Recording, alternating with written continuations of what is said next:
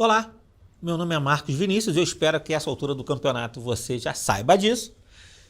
E essa é a última aula do nosso curso, Os 8 mitos da legalização da maconha. E eu não tenho dúvida, senhores, essa é a aula mais esperada. Essa aula eu vou falar sobre encarceramento em massa, vou falar de guerra às drogas, vou falar sobre as experiências nos demais países, né, que legalizaram e que vendem essa ideia como algo que deu certo. E depois, para fechar, a gente vai responder uma pergunta: será que existe outro caminho para tratar desse tema? Então vamos lá. Quinto mito: inúmeras pessoas estão atrás das grades por fumar ou portar maconha. A gente já viu que quando a gente vai lá na primeira aula, quando fala da história da maconha, uma das primeiras narrativas que foram colocadas foi exatamente essa, que a guerra às drogas ela levava a uma falência, né, do tecido social, principalmente com encarceramento em massa. Negros, pobres e favelados, em sua grande maioria, eles eram presos por fumar ou portar maconha, porque se a legalização é da maconha, então a gente está tratando sobre isso. Mas será que isso é verdade? Não, isso não é verdade. Pelo menos, eu posso garantir, aqui no Brasil isso não é verdade. E por que não é verdade? Porque aqui não é o simples usuário que vai preso. Para uma pessoa ser considerada, né, um usuário ou ser considerado um traficante, o que a gente leva em conta pela nossa lei? A quantidade apreendida, o local, as condições em que foi desenvolveu a ação, as circunstâncias sociais e pessoais, se eles estão com outras drogas, se eles estão com armas, se estão com rádios, comunicadores, se estão associados a outras pessoas, além, né, dos famosos antecedentes. Portanto, aqui não é simplesmente a pessoa que está portando uma droga, a maconha, ou fumando uma droga, que é a maconha especificamente aqui, que vai presa. Não, ela vai ser considerada traficante nessa análise global de todas as demais circunstâncias em torno. O lobby da maconha quer colocar uma quantidade específica. Por exemplo, 50 gramas é considerado usuário. Por que eles querem fazer isso? Porque aí você bota vários aviãozinhos com 50 gramas. Todos vão ser considerados usuários. E o que acontece com o usuário aqui? Ele é preso, o usuário? É crime, não é crime? Aqui a gente não descriminalizou. É crime. Mas esse crime, qual é a pena desse crime aqui? A gente já viu que não é simples, já começa por aí. Não é o usuário que vai preso. Que vai preso é o traficante. Mas o usuário, é crime? É. Mas sabe quais são as penas aqui no Brasil para quem é usuário? Advertência, prestação de serviços à comunidade ou medida educativa. Não tem penas de prisão. Não tem. Quando eu falei, se eu não me engano, foi o Keith Stroup que falou lá na primeira aula, que o objetivo dele? Trincheira por trincheira. O primeiro não era a legalização. Era você fazer a descriminalização, que tem a diferença. Uma coisa é você tornar legal, aí você cria todo um comércio, toda uma indústria. Outra coisa é descriminalizar. Você não legaliza, mas ao mesmo tempo você não pune a pessoa que usa. E ele falou, gente, então ao invés de legalizar, que é mais difícil, a gente descriminaliza ou torna a punição do crime tão pequena, mas tão pequena, que na prática é uma descriminalização. E o que acontece no Brasil, senhores? É exatamente isso. Adotando essa tática que foi desenvolvida não agora, mas na década de 70, por pessoas com viés ideológico, que queriam legalizar essa droga. O Brasil, a gente pode falar com tranquilidade que é uma descriminalização tácita. É crime na teoria? É, mas na prática tem pena de prisão? Não tem. Portanto, o cara que hoje é pego fumando e portando maconha, ele não sofre punição nenhuma. O que significa que aqui a gente não pode falar que há um encarceramento em massa pela pessoa fumar ou portar maconha. O que a gente tem que trabalhar aqui é a questão de superpopulação carcerária e encarceramento em massa. Encarceramento em massa. Mas vamos falar de encarceramento em massa? Há um viés ideológico aqui no Brasil, ele costuma falar que nós, lá em 2017, nós tínhamos 720 mil presos no Brasil, de pessoas encarceradas. O Brasil seria, então, a terceira maior população carcerária do mundo ficando só atrás dos Estados Unidos e da China, sendo que nós somos o 5º maior país do mundo. Portanto, carceramento em massa, negros pobres e favelados presos, nós somos a 3ª maior população carcerária do mundo. Mas agora vamos estudar esses números. Eles pegaram esses números de onde? Eles pegaram esse número do Infopem, que é um dado, é uma base de dados do Ministério, do Ministério da Justiça, se não me engano, do Ministério da Justiça, que eles levam em conta para considerar o número de pessoas presas, o número de quentinhas que são vendidas para os presídios. Mas o que acontece? Nesses contratos, né, da quentinha, geralmente eles superfaturam isso, botam um número maior de quentinhas para o presídio, fazendo que, na verdade, no fundo, esse número não seja real. Então você tem muito mais números de quentinhas vendidas do que presos. E já tem vários indícios, né, de fraude e corrupção de vendas de quentinha, é só você pesquisar. Então esse dado não é confiável. E eles falam 720 mil. Então qual é o melhor dado para a gente levar em consideração? É outro. E outra coisa, esses 720 mil, eles não diferenciam o regime fechado, o semiaberto e o aberto. Eles botam tudo, quando na verdade, quando falam em pessoas presas, é regime fechado. É regime fechado. Mas qual seria então o número que a gente deve levar em consideração? A gente primeiro tira o Infopem e você vai estudar, para ser mais confiável, os dados do Conselho Nacional do Ministério Público. A gente pegando os dados do Conselho Nacional do Ministério Público, a gente pode ter um número mais confiável. E mais, além disso, você vai contar só apenas as pessoas com regime fechado, que estão efetivamente presas, porque essas estão encarceradas, as outras não estão encarceradas, mas os presos provisórios. Eu vou considerar isso, tá? Mesmo sabendo que nos presos provisórios, existem vários presos provisórios que efetivamente também não estão presos. Mas vamos pegar regime fechado com são presos provisórios. Se você juntar esses dados do Conselho Nacional do Ministério Público, junto com os presos efetivos, que são esses dois que eu falei, você sabe qual é a população carcerária? Não são 720 mil, são 456 mil. Então, no fundo, quem está preso no Brasil são 456 mil pessoas. Isso são dados de 2017, não são 720 mil. Mas eles não vão falar isso para você. E se a gente considerar esse número real, você sabe qual é a colocação do Brasil em número de população carcerária? Nós somos os 60. Nós não somos o 3º. Nós somos 60, 60º. Então, existe encarceramento em massa no Brasil? Não existe, senhores.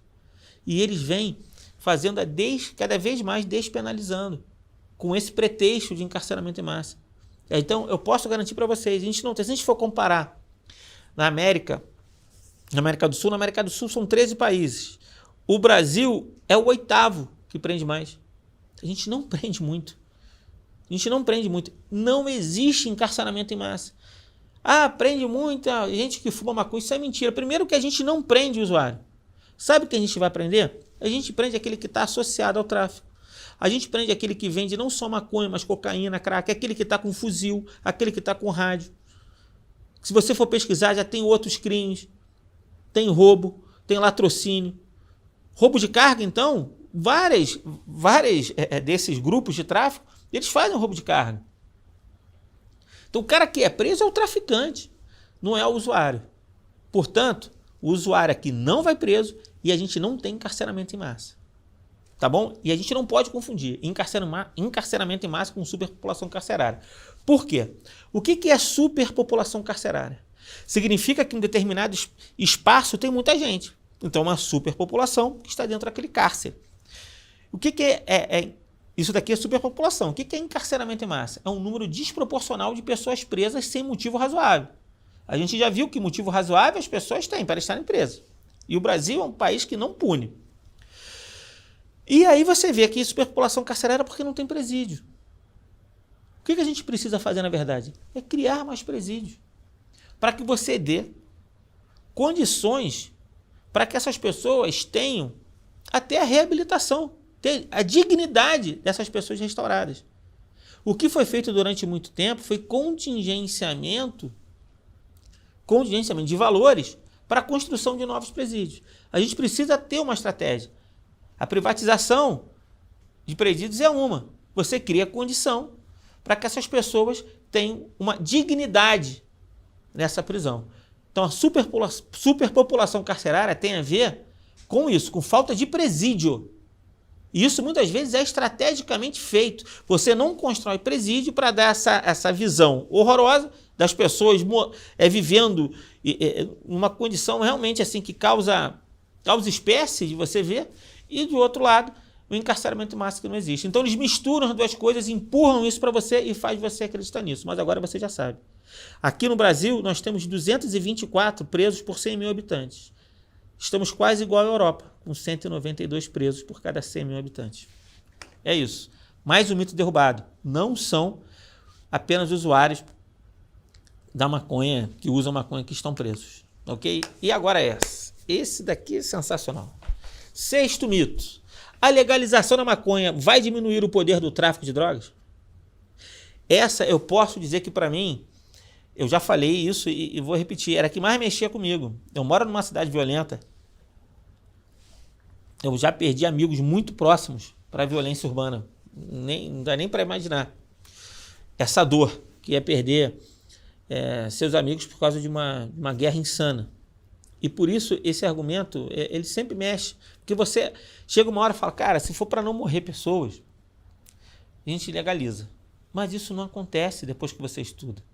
Então, legalizando a maconha, isso vai diminuir o poder do tráfico? Vai diminuir o poder do tráfico, diminuindo a violência? Não. Por quê? Vamos lá. Porque a legalização da maconha não vai atingir cocaína, não vai atingir o crack, não vai atingir a heroína, não vai atingir as outras drogas. E, portanto, o tráfico vai continuar vendendo as drogas, inclusive a maconha. Ele não vai tirar do catálogo a maconha simplesmente porque ela foi legalizada. Ela vai continuar vendendo a maconha.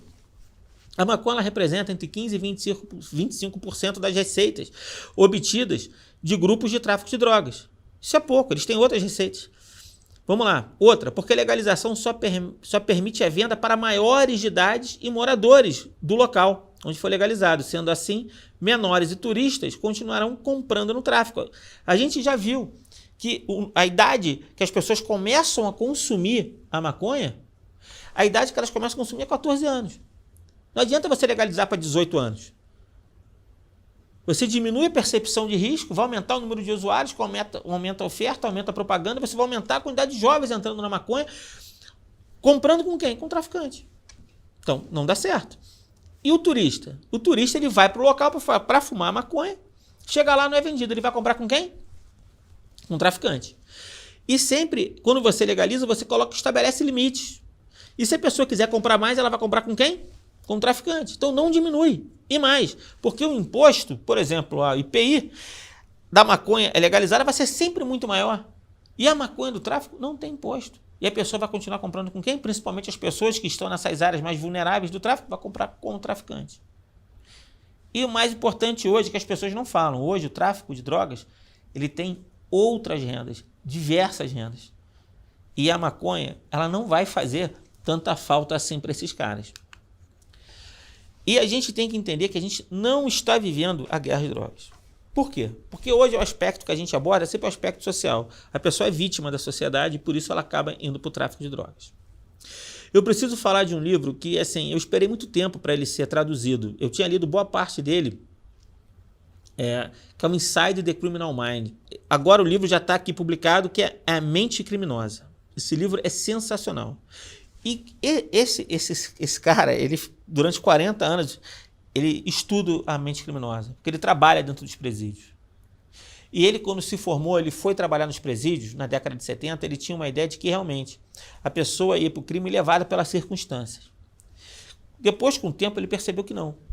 Porque a maioria desses criminosos, eles tinham irmãos, que vivenciaram as mesmas condições que o criminoso vivenciou e não foi para o crime. E ele percebeu que aquelas pessoas tinham um tipo de personalidade que, olhando pela área psicanalítica, é uma mentalidade, o cara tem uma formação muito narcísica. E ele só pensa nele.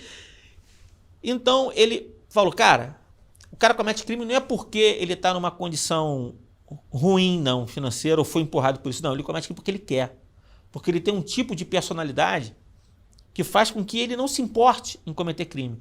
E isso não tem nada a ver com classe social, isso não tem nada a ver com o local onde ele mora e nem a família que ele viveu. Porque o cara é assim. E quais são as condições que ele chegou à conclusão que se a pessoa tem essa personalidade, ele vai cometer crime? Eu estou falando de alguém que está 40 anos convivendo com criminosos.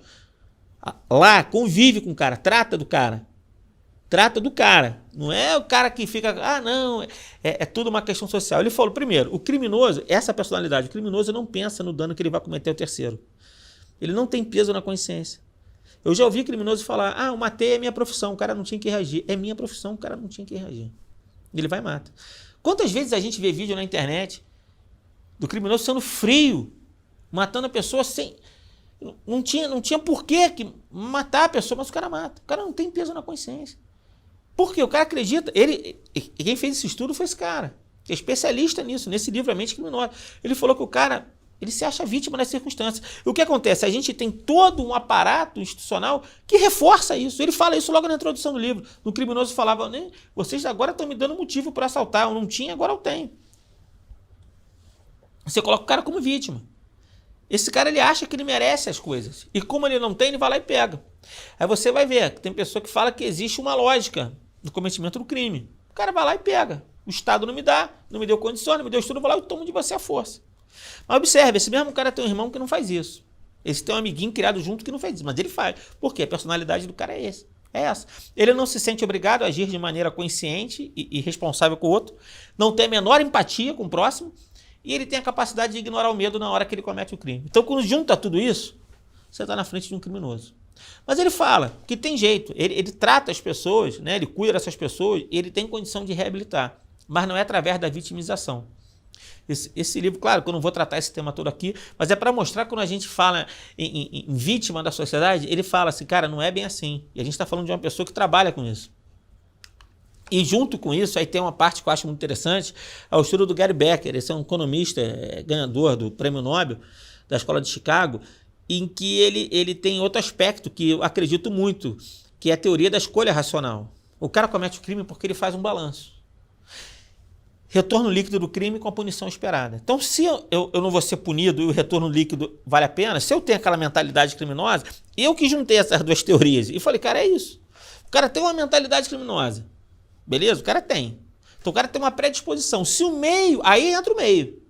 Se o meio ambiente facilita e incentiva isso, o retorno é quase certo. 92% dos crimes não são solucionados. Eu vou lá e cometo crime. E ele falou isso, que a gente tem que fazer essa relação entre o retorno líquido do crime e a punição esperada. E o cara vai ver, é o custo-benefício. O que vale mais a pena? Portanto, a repressão não é só a repressão, mas tirar a repressão da equação e colocar tudo na vitimização, como se a pessoa não tivesse livre-arbítrio para escolher o que ele vai fazer. Claro que a pessoa tem livre-arbítrio.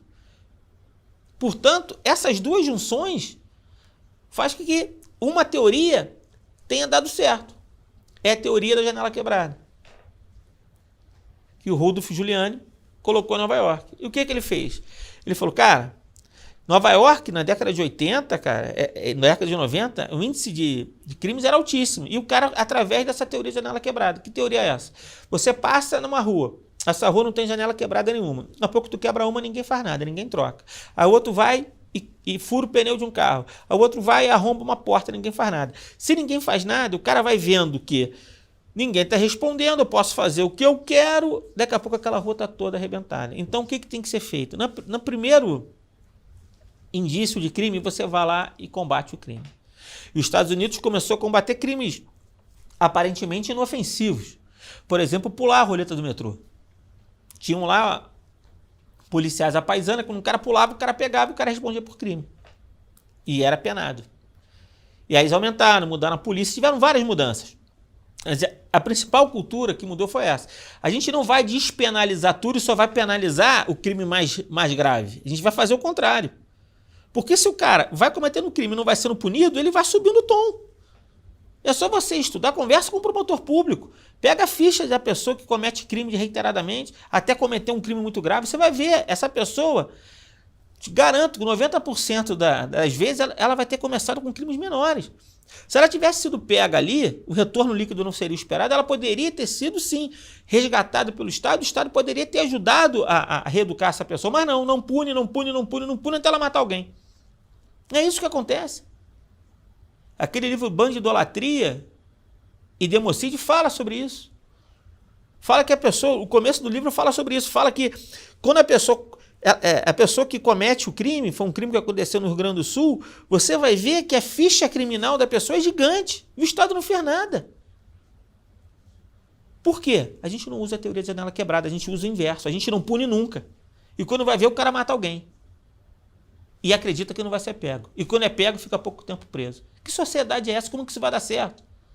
Quando você não dá responsabilidade para as pessoas. Então, a gente tem que tirar isso daí. Mas por que eles insistem nesse discurso?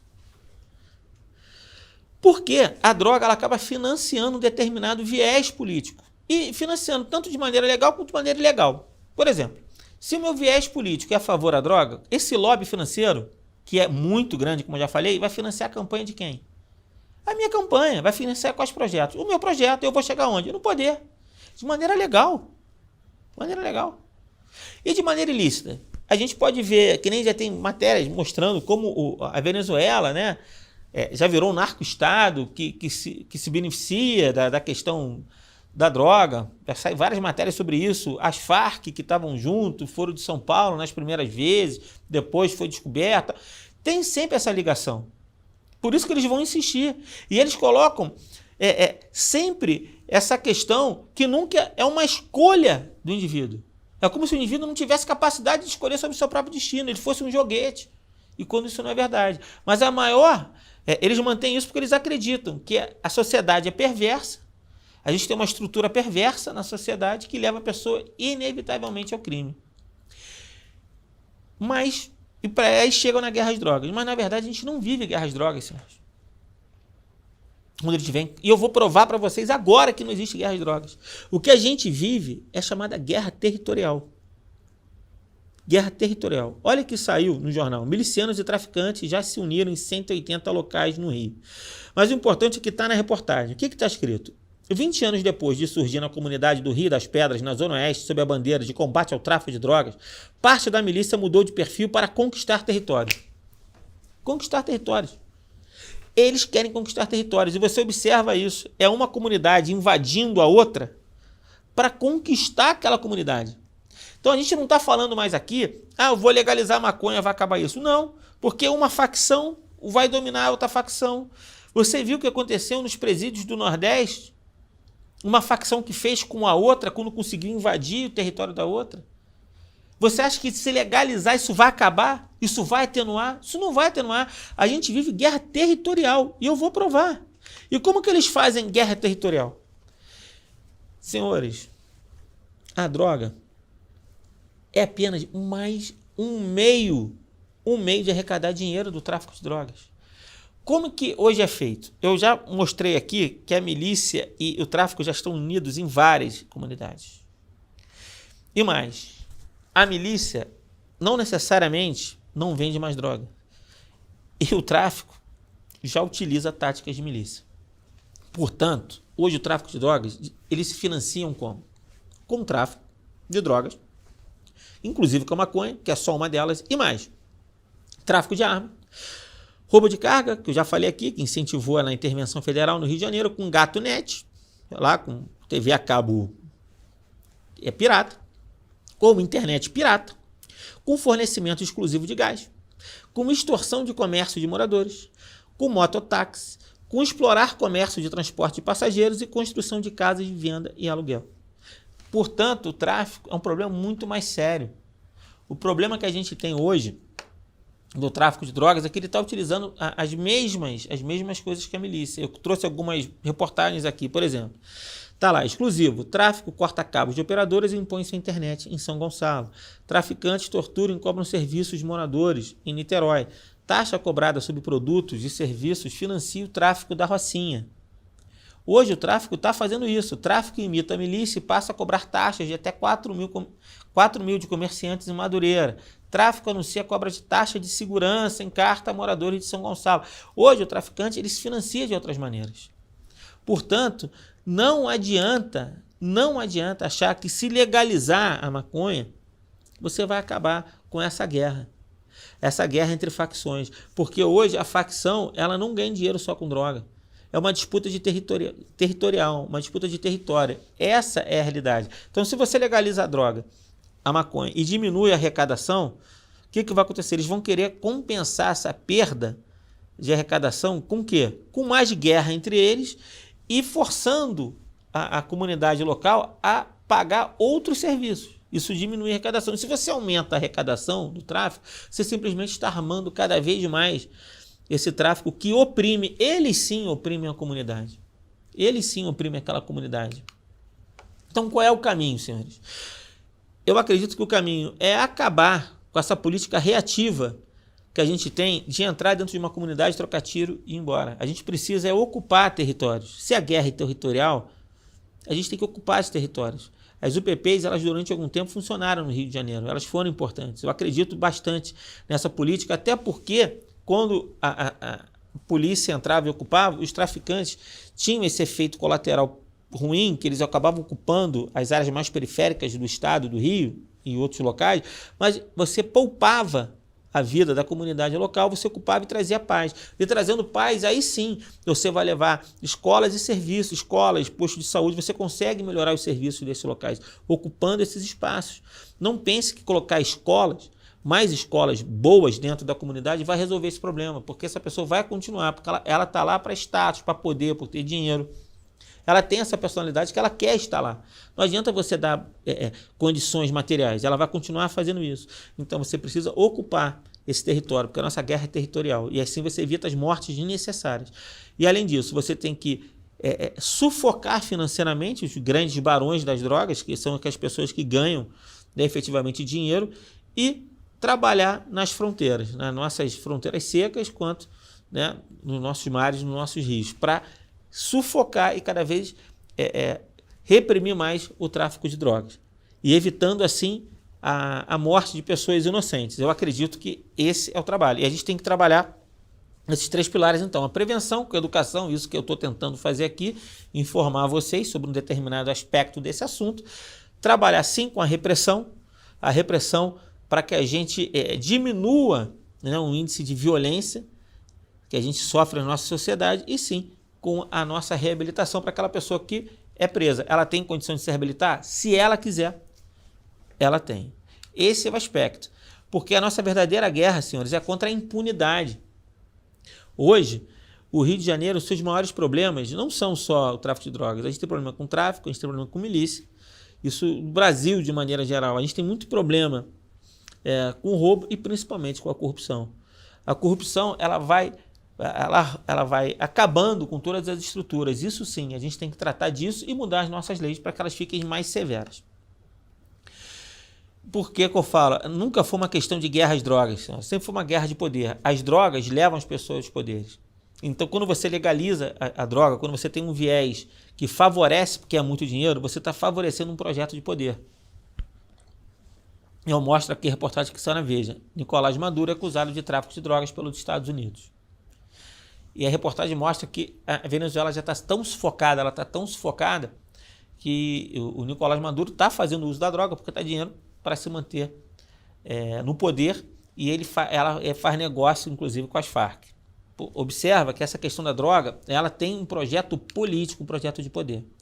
E quando eu digo que a legalização da maconha é só mais um passo para legalizar maconha medicinal, maconha recreativa, cocaína e as outras drogas. O Pepe Mujica, o ex-presidente uruguaio, falou pouco tempo atrás, numa reportagem, ele foi claro, ele falou que já está na hora da gente pensar na legalização da cocaína.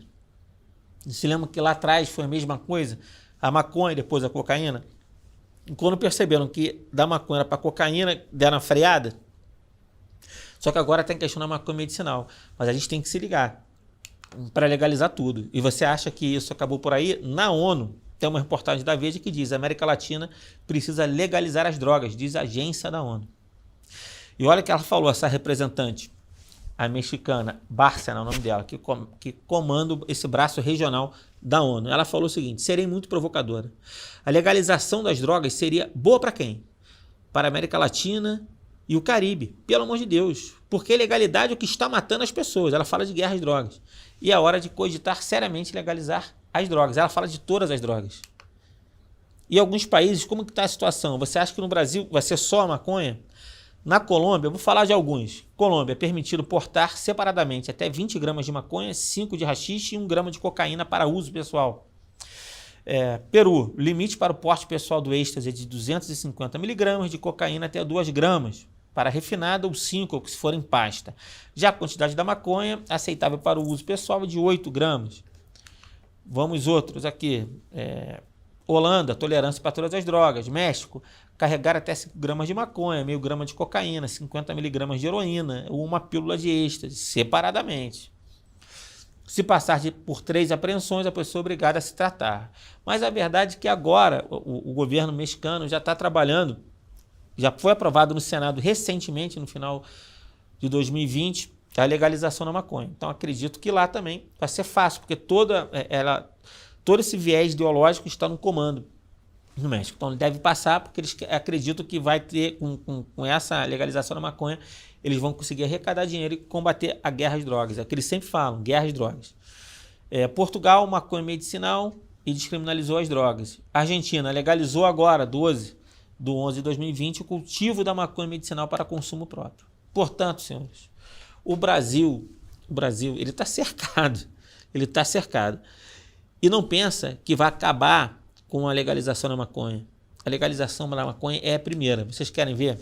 O STF está tendo um julgamento sobre a constitucionalidade do artigo 28 da Lei de Drogas.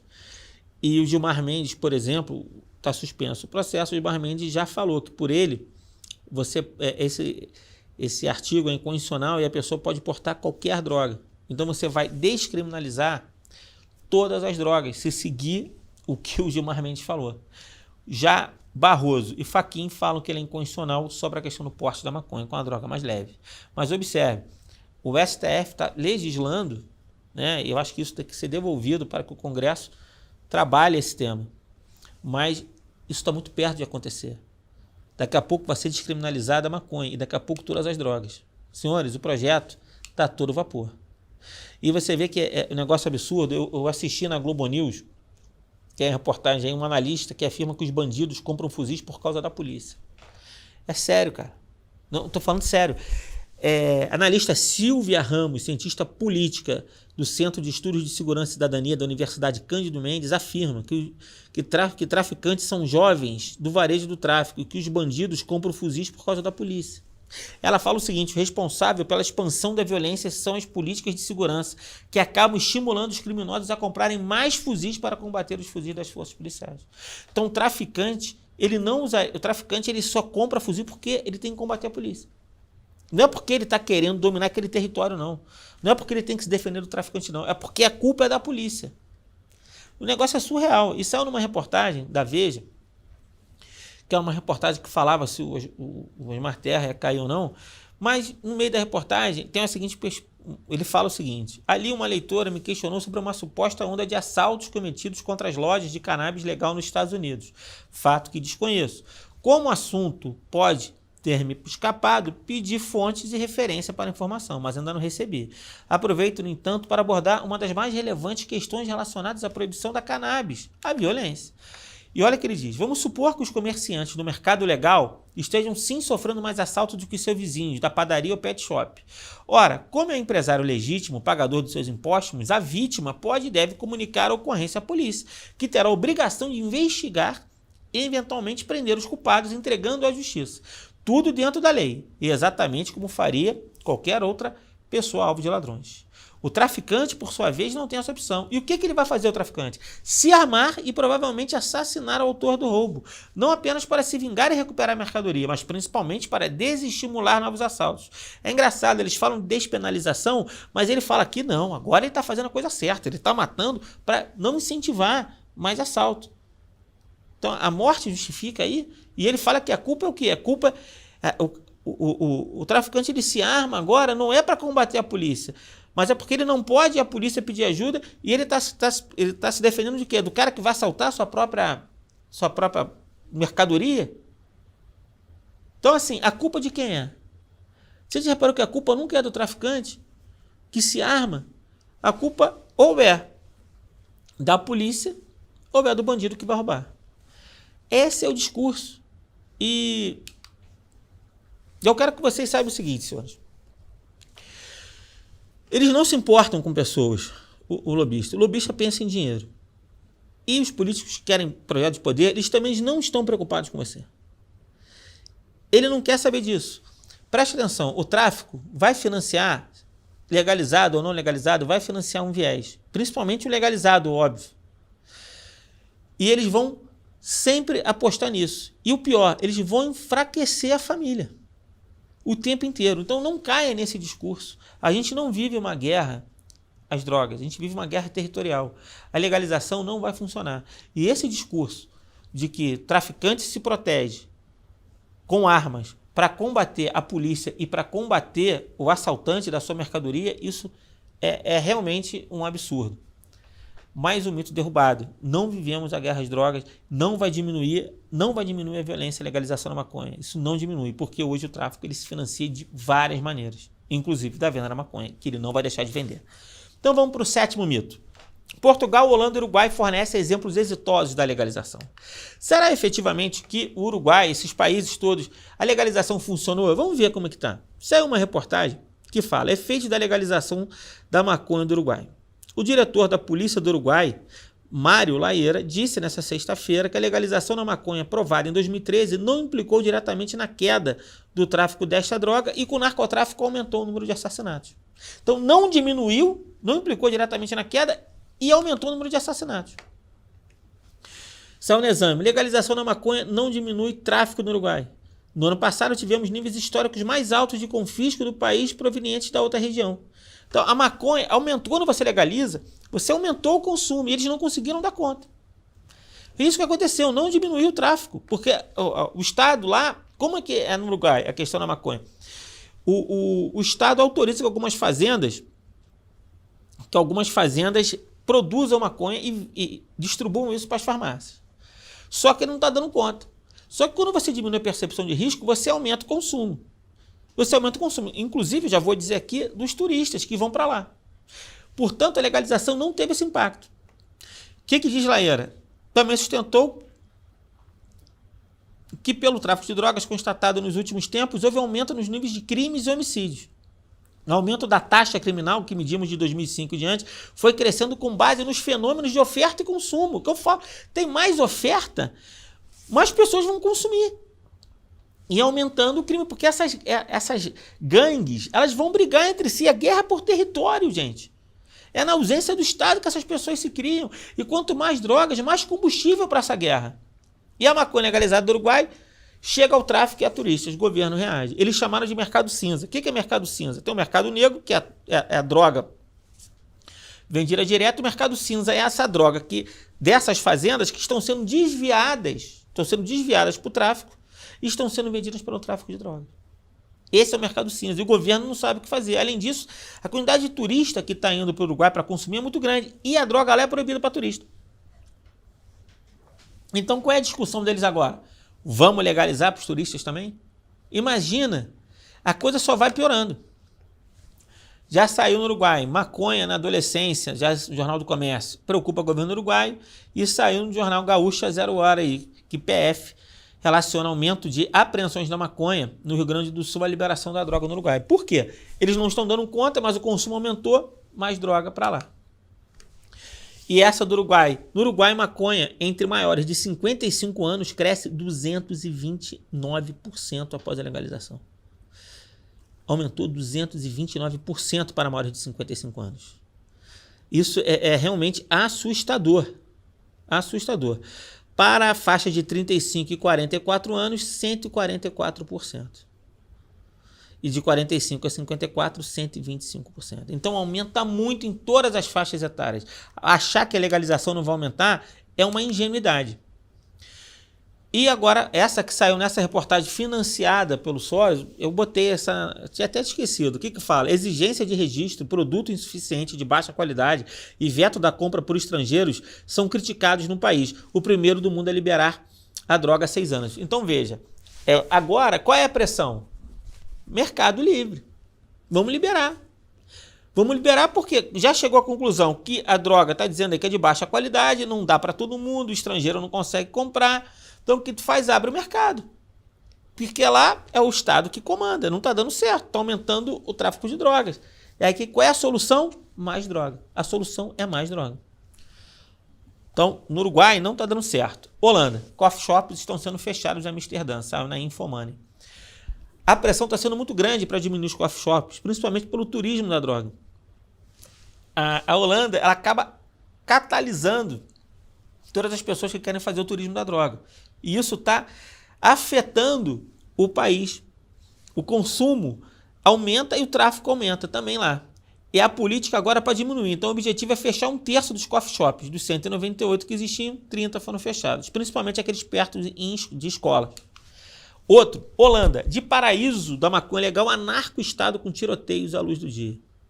Óbvio que a gente está tratando de uma realidade holandesa, não é a realidade de São Paulo, não é Porto Alegre, não é de Belo Horizonte, Rio de Janeiro, Recife, não é isso. Não é isso. É outra realidade. É óbvio que a gente não pode comparar a violência de lá para cá. Mas acontece que a violência lá aumentou muito. E eles estão preocupados. O que diz? A Holanda está se transformando no narco-estado. Estamos de mãos atadas para travar o fenômeno devido à falta de meios. É o policial que está falando isso. Então a Holanda também não está dando certo. Portugal que todo mundo pega como exemplo. Saiu no jornal RTP Notícias, consumo de droga, álcool e tabaco aumenta em Portugal. Isso saiu em 2017. Consumo de droga, álcool e tabaco está aumentando em Portugal, mas o país continua abaixo da média europeia. E o que eles disseram? Que houve um aumento por causa da descriminalização. E veja bem, olha o que diz, no caso português, uma pesquisa realizada pelo Instituto da Droga e Toxicodependência registrou que entre 2001, data que foi implementada a política de descriminalização da droga em Portugal, e 2007, falando em 2007, o consumo continuado da droga registrou em termos absolutos uma subida de 66%. Então subiu 66%. De forma segmentada, a pesquisa apontou ainda que no período em análise registrou um aumento de 37% do consumo da cannabis, 215% no da cocaína e 57% da heroína e 85% do êxtase. Senhores, legalizou uma droga, descriminalizou, aumenta o consumo de todas as drogas. É isso que você tem que saber. E, portanto, diz a reportagem, diferentemente do alardeado pelos entusiastas da descriminalização, que tiveram forte atuação e alcançaram os seus objetivos no país, irmão, o relatório aponta que houve sim um aumento significativo no consumo de todas as drogas no solo português, sobretudo entre jovens. E é isso que aconteceu. E não foi só isso, é violência. E essa saiu no relatório mundial da droga, da ONU. Os homicídios relacionados com a droga em Portugal aumentaram 40% desde 2001. Isso saiu em 2009. Senhores, Portugal aumentou o consumo de todas as drogas e aumentou a violência. A mais recente que eu peguei aqui, aumentam os consumos e as mortes por overdose em Portugal. Essa saiu em 2019. Quase 600 pessoas internadas com distúrbios psicóticos tinham usado cannabis em Portugal. Está aumentando os surtos psicóticos. Agora está começando a aparecer. E vamos falar dos Estados Unidos, por fim. Os Estados Unidos ele tem essa narrativa muito forte. Maconha é remédio e você vai combater o encarceramento em massa. E lá a legislação é por estado. Foi aprovado agora entre os deputados, né, a tirar a maconha como uma droga perigosa e vai para o Senado. Deve passar também. Deve passar no Senado americano agora nesse ano. E lá vai ser agora vai ficar mais fácil para que todos os estados acabem legalizando a maconha. Mas vamos lá, o que tem a dizer? Será que está realmente combatendo essa questão do encarceramento em massa? Está trazendo justiça social? Está melhorando? No site Vox está dizendo: legalização da maconha não pode consertar encarceramento em massa. Nessa reportagem, ele simplesmente repete, eu vou mostrar aqui o gráfico, repete o que eu falei aqui no encarceramento em massa do Brasil.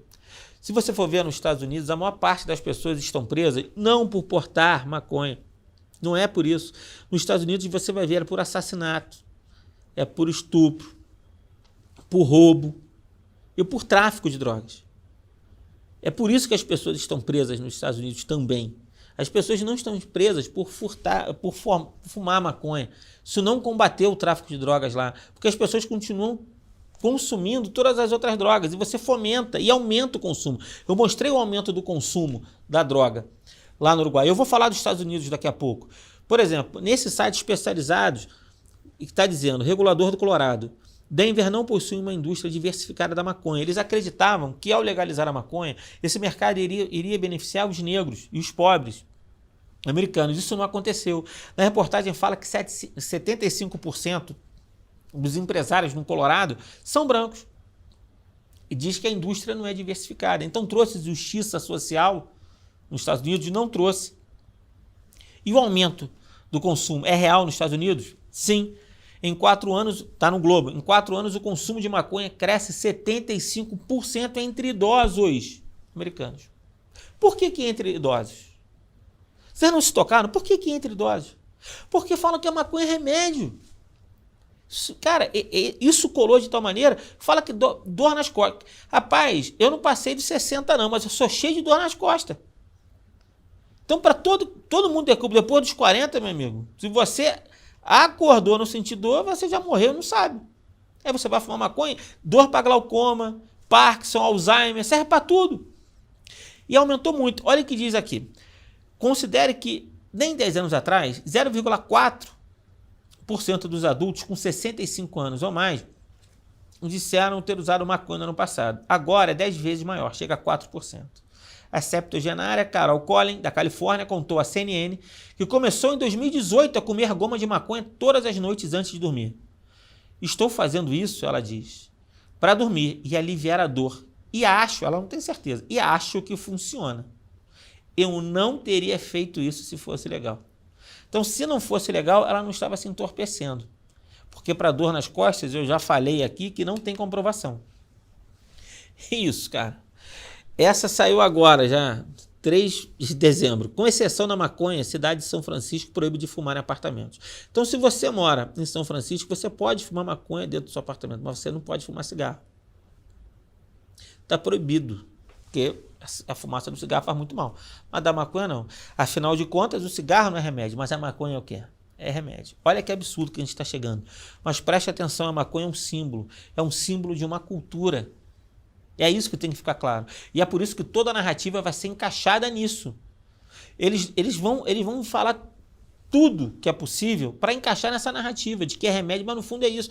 Além de dar dinheiro, é a galera que quer ganhar dinheiro com isso e outra galera que quer isso como uma droga, que é uma droga diferente da droga burguesa capitalista opressora. Outra matéria de 2018. Clandestinidade cresce com novas regras de maconha na Califórnia. O que eles estão reclamando? Eles estão reclamando que a maconha ela está sendo fortemente regulada. Isso está fazendo com que aqueles que investiram dinheiro não consigam a licença. E eles começam a vender a maconha de maneira clandestina. Eles vão vender para quem? O mercado negro. E é isso. Isso saiu em 2018 na Agência Brasil, que o Colorado já debate o aumento de crimes após a legalização da maconha. Já está acontecendo também lá no Colorado. O aumento do crime, e eles estão começando a falar, será que é maconha? Será que não é? É óbvio que é. Mas ninguém falou isso. E agora isso começa a aparecer no Colorado. Colorado debate o aumento de crimes após a legalização da maconha. O percentual de crimes violentos subiu 12% no mesmo período regionalmente. Mas o aumento nacional foi inferior a 5%. Então lá foi de 12 e aumento nacional 5. Isso saiu no New York Times em 2019. Ficando pior, não. Ficando pior, não melhor. O mercado ilegal da maconha cresce na Califórnia apesar da legalização. Então continua, você aumenta o consumo, as pessoas estão consumindo e nem todo mundo vai comprar a maconha cara. Com a legalização, essa saiu no site PBS, com a legalização da maconha no Colorado, fortaleceu o mercado negro da droga. Por quê? Olha o que aconteceu. No Colorado você pode plantar em casa. E isso foi um efeito inesperado. Você planta em casa. Só que acontece, imagina, estou precisando de dinheiro. Estou sem dinheiro, eu planto a maconha em casa, não consumo, eu vou vender. Eu posso, ninguém vai saber, vou vender para quem? Para o mercado negro. Isso tem acontecido. E o que tem acontecido é que tem vários bairros lá, no Colorado, que as pessoas estão plantando para vender para o tráfico de drogas. E não o tráfico só do estado do Colorado. Eles estão vendendo para outros estados, os caras vão lá e consomem. Então aumentou a produção da maconha caseira para vender para traficantes, virou rota de tráfico de outros estados. E acabou esse processo de descriminalização, lá no Colorado já está descriminalizado o cogumelo alucinógeno. Observa que quando você legaliza, é uma coisa ruim atrás da outra. Qual é o benefício até agora? Depois que você descobre isso, eu não estou vendo nenhum benefício, cara. Isso daí está no material do Kevin Sabet. Um traficante de drogas do Colorado diz que a legalização ajudou o seu negócio, porque a maconha legalizada é muito cara, está sendo tributada muito alto. Eu já abordei esse ponto. Então, senhores, eu falei desses países. Me diz de maneira sincera aqui, qual deles deu certo? Deu certo mesmo? Nenhum. Nenhum deu certo. Então, é mais um mito que foi derrubado. E, finalmente, a gente chega no 8º mito. Eu fiz todo esse estudo para chegar aqui, para falar para você sobre esse 8º mito. Prevenção, intervenção e tratamento sem a legalização estão condenados a falhar? Eles, quando discutem sobre essa questão de você fazer a abordagem da questão da droga, eles nunca falam se você tem... Eles nunca dão essa possibilidade de você fazer essa abordagem, mas sem legalizar. Eu me lembro de ter visto num canal desse fechado, de jornalismo, debate sobre droga. Caramba, eu vou lá assistir. Eu quero ter informação. Eu gostaria que alguém tivesse me dizendo tudo isso que eu estou falando aqui para vocês. Por isso que eu tive que pesquisar. Mas a discussão era o seguinte. A legalização era só da maconha de todas as drogas. A abordagem é sempre essa. É sempre se legaliza a maconha, legaliza tudo. Ou se legaliza... se legaliza só para o uso para menor, para maior, a quantidade, mas eles nunca falam não legalizar. É difícil, eu pelo menos não vejo, é sempre a favor da legalização, como se tudo isso que eu falei até aqui não existisse. Eles não falam tudo isso que eu falei até aqui. E isso eu acho desonesto. Eu acho super desonesto e eu me senti enganado de estar anos escutando esse senso comum tratando esse tema de maneira leviana, porque tem uma questão financeira por detrás, porque tem uma questão ideológica por detrás. A gente está tratando de ser humano, pô. Está tratando de família. A gente está tratando aqui da violência do nosso dia a dia, se diminui, se não diminui. Isso é uma desonestidade que a gente passou. Então, nesse processo, eu fui ver, mas será que tem outro jeito? Será que existe outra maneira da gente lidar com isso? E eu fui ver que sim, mas ninguém falava. Um projeto que deu certo foi a Suécia. A Suécia, lá na década de 70, ela chegou... Na década de 60, ela optou pela liberação das drogas, mas ela percebeu que começou a ter cada vez mais tráfico de drogas e cada vez mais usuários e dependentes. Isso foi causando um dano social de maneira significativa. E aí a Suécia resolveu voltar atrás nesse aspecto. Então hoje, a Suécia ela tem um número muito pequeno de dependentes químicos e ela investe em prevenção 3 vezes mais do que o resto do continente.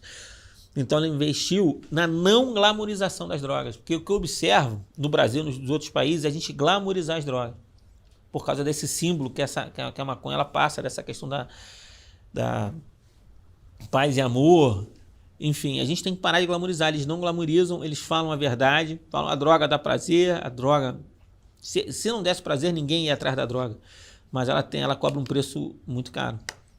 Mas é o melhor de todos, e eu acho que é essa matéria que eu quero falar para vocês. Eu acho que essa matéria é a mais importante. Eu espero que ela desperte nas pessoas, desperte nos políticos que vão assistir esse curso aqui no Brasil Paralelo, as pessoas interessadas, empresários, desperte um interesse nesse projeto que eu vou falar aqui. Porque saiu em 2017 no País a seguinte matéria. A Islândia sabe como acabar com as drogas entre adolescentes, mas o resto do mundo não escuta. E é isso que a gente observa. As pessoas não escutam quando falam. E eles conseguiram mudar um cenário muito complicado que eles tinham lá. A Islândia hoje ela ocupa o primeiro lugar no ranking europeu sobre adolescentes com estilo de vida saudável. Olha como eles diminuíram de 1998 a 2016, não foi muito tempo, a questão do álcool, de 42% entre os jovens para 5%, de 17% para 7%, de 23% do cigarro para 3%. Eles conseguiram, deu certo. E o impressionante é que esse projeto deles não foi mirabolante. Eles investiram no senso comum. Quem fez esse projeto foi um psicólogo chamado Milkman. E qual foi o estudo desse cara? Ele percebeu o seguinte: ele fez a pergunta, por que o jovem busca a droga? Porque não se esqueça, se o jovem parar de consumir a droga, você quebra o tráfico de drogas. Mas aí eu te digo, isso também não resolveria o caso do Brasil, tá? Porque aqui não é guerra de drogas não, é guerra territorial. Eles continuariam fazendo todas as outras fontes de renda deles funcionarem. Então, mas eu só estou dando um exemplo para você. Eles foram lá e falaram, cara, vamos entender por que esse jovem busca droga. E eles viram, o jovem busca droga para trabalhar com estresse. Ele está estressado, está crescendo, a gente sabe que a adolescência é um período complicado, sair da fase da infância para a fase adulta. E eles buscam a droga ou para ganhar estímulo, energia para enfrentar os desafios, ou para ficar apático e evitar o sofrimento, um processo de entorpecimento. E ele falou, é aqui o caminho. Se eu entender por que ele se estressa, eu vou trabalhar e vou fazer uma embriaguez natural nesses jovens. E ele falou, cara, eu vou criar um projeto. Em 92 ele criou um projeto chamado Projeto Autodescoberta. E isso fez uma diferença danada. Ele oferecia para os jovens um tipo de oportunidade para que ele não precisasse se drogar. E isso deu muito certo. E o que ele ofereceu para esses jovens? Atividade. O jovem precisa de atividade. Então ele investiu em música, em arte, hip hop, lutas. Investiu também na educação dos sentimentos. O jovem tem que saber o que ele está sentindo e de que maneira ele vai reagir àquilo que ele sente. Ele investiu na educação dos sentimentos. Como lidar com o estresse, como lidar com a raiva, como lidar com o abandono, como lidar com a frustração.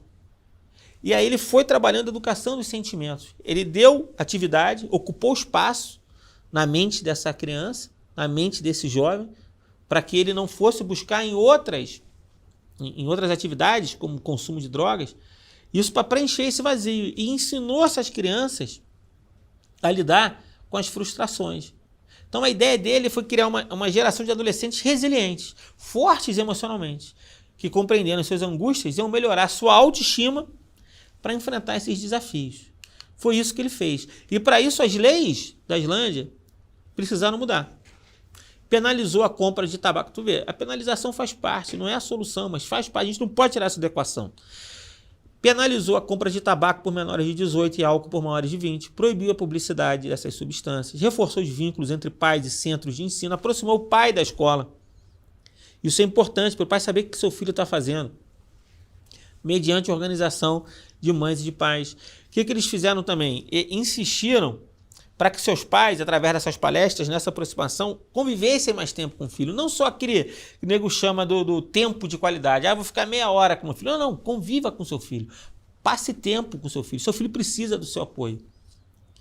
E ajudou esses pais nesse convívio com o filho, para esse filho não ficar abandonado, não ficar entregue. Portanto, houve mudança das leis, um papel importante da escola. A escola aproximou esse pai, ajudou esse pai a se relacionar com esse jovem, ajudou a educar esse jovem, seus sentimentos, para ele ficar mais resiliente, aguentar a pancada da vida, porque viver não é fácil. E mudou a lei. Por exemplo, essa lei que proibia adolescentes de 13 a 16 anos a saírem depois das 20 no inverno, às 22 horas no inverno e depois de meia-noite no verão. Então botou limite. É importante botar limite nos jovens.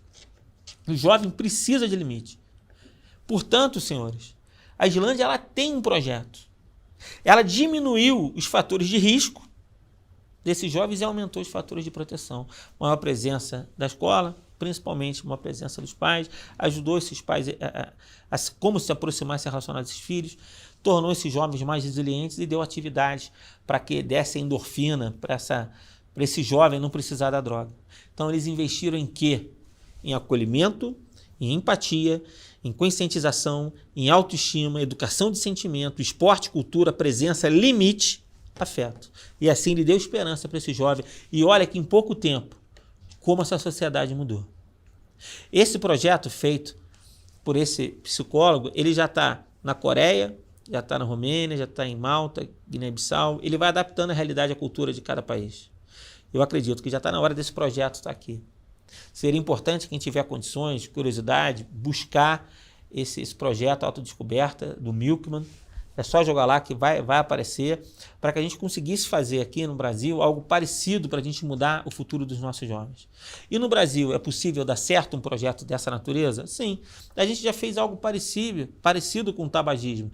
A gente conseguiu diminuir muito o número de tabagistas fazendo essa conscientização, fazendo um trabalho de prevenção, fazendo proibição. A gente proibiu, a gente puniu e oferecendo um tratamento gratuito para quem quisesse largar esse vício. Hoje já tem um aumento de novo no consumo do tabagismo, mas a gente tem condição. No Brasil, ele é exemplo para vários tipos de desafios, né, que ele precisa passar. E nesse nós somos bons. Falta vontade política, falta mudança de mentalidade, falta parar de glamorizar isso. E para que vocês tenham ideia, já chegando no final, em 1964, vocês estão vendo a imagem. O que está dizendo?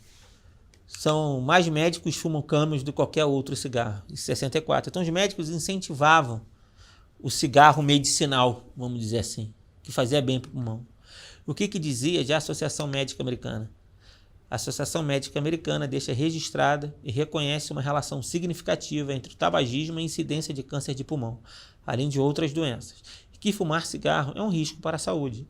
Enquanto diziam que o cigarro não fazia mal, alguma parcela dos médicos, outros já diziam, fazia mal. E hoje? Hoje tem Kit Kat com maconha sendo vendido. E a Associação Médica Americana continua. Cannabis é uma droga perigosa e, como tal, é um problema de saúde pública. A venda da cannabis não deve ser legalizada. Em 64, eles erraram. E agora a gente está em 2021. E eu te pergunto, em quem você vai acreditar? Nos médicos ou nesse cara, esse Justin aqui, que é o fundador do Weed Maps? Que o plano desse cara é se transformar na Philip Morris da atualidade. Porque para esses caras, eu falo desde o início para você, para esses caras, só o dinheiro importa. Então, senhores, estamos chegando no final do nosso curso de quatro aulas. Eu sei que eu falei muito, joguei muitas informações para vocês, mas eu acho que foi importante. Eu acredito que vocês chegaram agora no final com a certeza absoluta de que a legalização da maconha ela não é tão simples assim. E com a certeza que te negaram muitas informações. Eu não vou aqui falar, muda de posição. Não, eu quero que você reflita melhor sobre esse assunto. Eu dei minha posição. Hoje eu não tenho dúvida. Hoje o caminho é não legalizar as outras drogas e trabalhar com álcool, com cigarro, de conscientização para diminuir cada vez mais o consumo dessas drogas. O caminho para mim é esse, mas esse é o meu caminho. Quem sou eu para impor a minha vontade para você que está me vendo do outro lado? Mas eu não tenho dúvida que você hoje pode refletir melhor sobre esse assunto. Eu te dei condições, eu aumentei o seu senso crítico. E foi essa a minha intenção. E eu quero que você se pergunte agora, para fechar, qual é o custo social da legalização da maconha? Qual vai ser o impacto da legalização dessa droga na sua família? E você não acredita, até agora, que essa legalização não vai levar à legalização de outras drogas? Pensa nisso, no custo, no impacto na sua família. E como essa legalização ela vai acabar levando à legalização de outras drogas. E eu pergunto, para terminar de vez, e aí? Qual o futuro que você quer? Para você, para os seus filhos e para os seus netos. É isso, senhores. Eu espero que vocês tenham gostado do curso. Vem comigo. Muita paz.